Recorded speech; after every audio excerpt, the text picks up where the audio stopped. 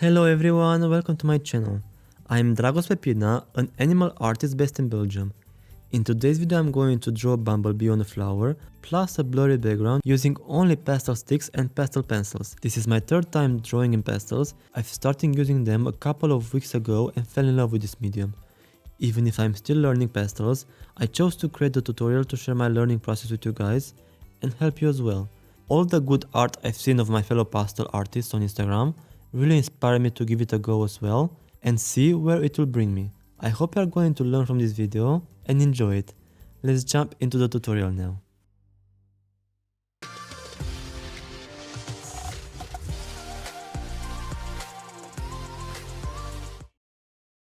I have started the drawing by marking where the darkest areas will be placed. I did that by using black gouache and a bit of water.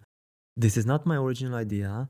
I have learned this from Jason Morgan, which is a great artist, and I totally recommend checking out his channel. Now I guess you are wondering why am I doing that? As maybe you already know, pastels are very dusty and very easy to smudge, especially the dark colors like black in this case. By marking the darkest areas with gouache, I'm going to avoid smudging the black color into the other colors and create a muddy and messy look. Let me explain better. If I would have used a black pastel pencil instead of the gouache when I got to that part of the drawing and had to apply the light colors around it, I would have dragged all the black color into the light ones and create a mess. So I'm trying to avoid that. By replacing it with gouache, I have made my job much easier because pastel matte paper absorbs the gouache in 15 minutes and then you can add colors on top of it without being afraid of ruining the drawing and give yourself more work. For this process you just need a cheap small brush, water and of course black gouache. For this part of the artwork, I used Koh-i-noor and Rembrandt soft pastels. I hope I pronounced those names good, but they are very hard to pronounce.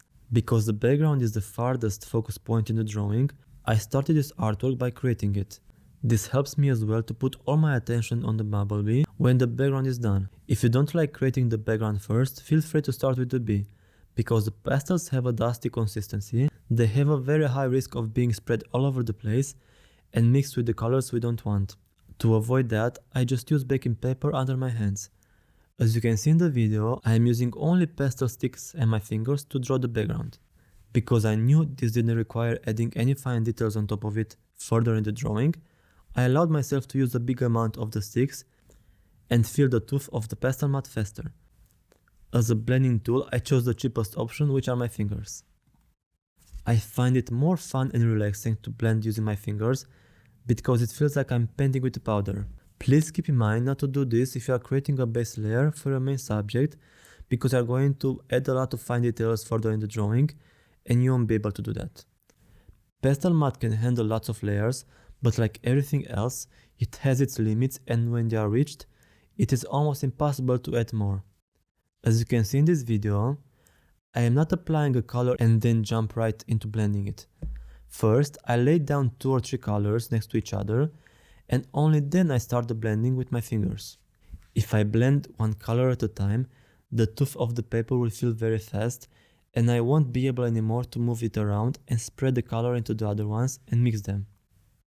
When using your fingers to blend, please be careful not to drag some unwanted dark colors into the light ones and the other way around.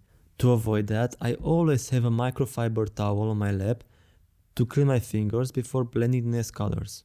I know the rule of the pastels is to work from dark to light, but for this background I chose to work from light to dark just to try something new and see how it's gonna work.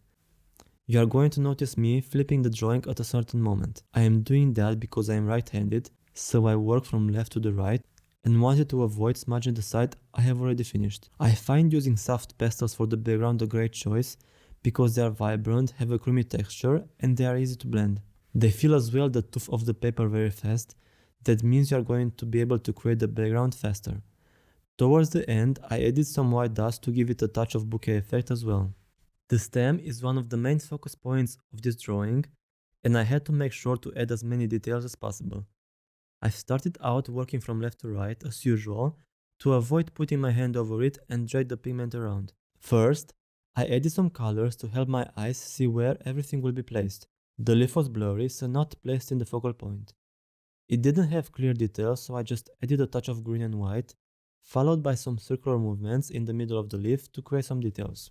To make the drawing even more realistic and create a light effect, I really wanted to add those white hairs on the bottom part of it. Moving to the flower bud, you can notice it is not in the focal point as well, and it doesn't require very fine details. When a subject isn't in the main focus, it is very important to add as many colors and shapes as possible. Don't focus on adding details because you won't be able to see many.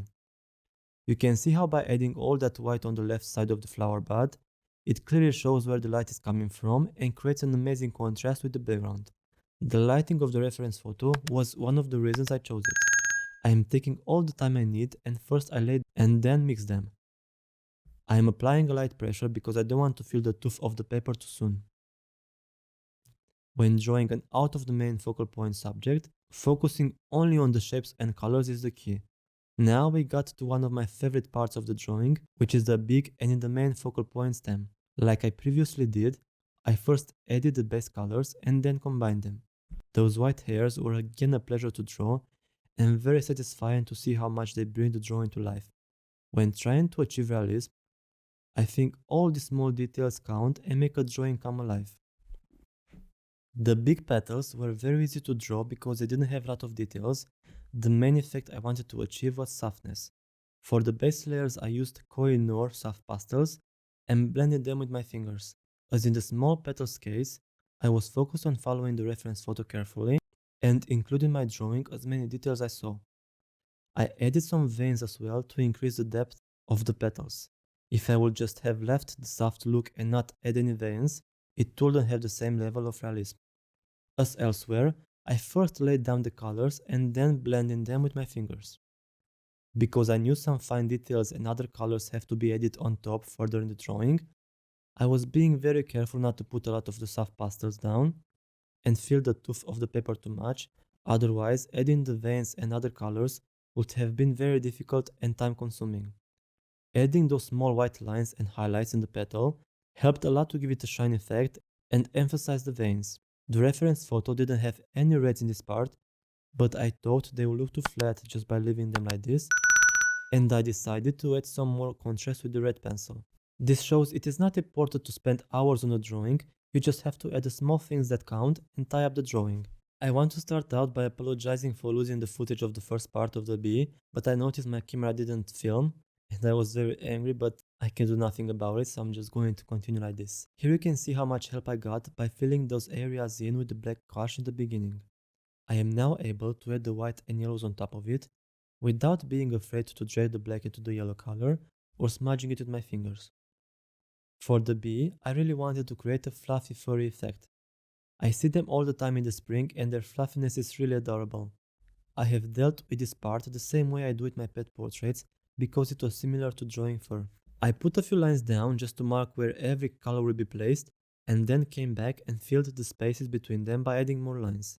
Those white hairs on the left side weren't visible in the reference photo, but I really wanted to keep that bright light effect coming from that side. If you think something would look better and increase the realism of your artwork, don't hesitate and change those small details. We are not printers. Drawing means being creative and put a drawing on the paper through our vision. Because some of the paper was still visible between the bee's fur, I decided to cover them up totally and create a big spot of color, followed by adding some short black lines to avoid the flat look. The biggest mistake I did here was not to sharpen the pencils more often. As you can see, I had a bit of difficulty creating the hairs outside the top part of the body. That's why I keep going back and forth to figure out the best way to achieve the fluffiness. When you have a background like this, try to cover all the areas around the main subject to avoid creating a halo effect. I see a lot of beginners do that, but it doesn't make justice to the artwork because it gives a fake look. No animal moves with a halo around it in real life, maybe only if the photographer used a certain effect from the camera to achieve that, but normally it will be covered by the background, or in the case of this drawing, by the hairs sticking out of the bee's body. The wings were very fast and easy to draw. My main purpose was to achieve the transparency of them because, when drawing bees, you need to keep in mind that their wings are transparent. For instance, that's why some yellows and whites from the bee's body are visible through the wings. I made sure to add as much contrast as possible and keep the black as dark as I could. Adding the white and yellow reflections of the body on the top part of the wings have an important role as well to make the artwork look more realistic. I have finished the bee by building on some more white hairs around the bee's body to increase the fluffiness effect. We came to an end of this video. Thank you for watching and I hope you enjoyed it, learned from it, and I didn't ramble too much. Starting from now on, I am going to create color pencils, graphite and pastel tutorials. If you'd like to see all of the new things coming soon, please hit that subscribe button, give this video a big thumbs up to help my channel grow, and tickle that cute bell button to be notified every time a video goes live. I wish you a nice day wherever you are and hope we'll see each other in the next video. Bye!